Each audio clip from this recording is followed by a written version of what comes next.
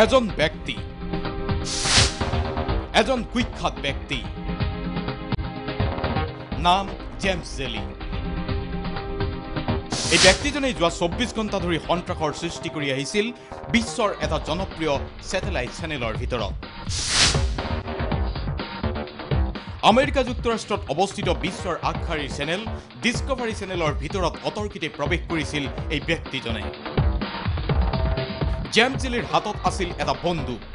Discovery চেনেলৰ ভিতৰত ৩জনকৈ সাংবাদিকক পণবন্দী কৰি ৰাখিছিল এই মানুহজনে।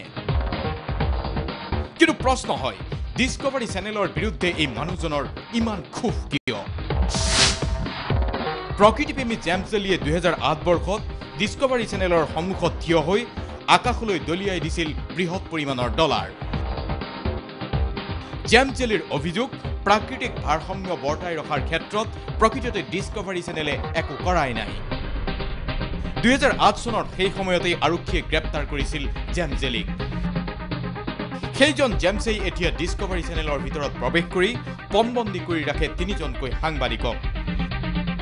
আৰক্ষীয়ে অৱশেষত গুলীয়াই হত্যা কৰে এই James Jelic. International desk, news live.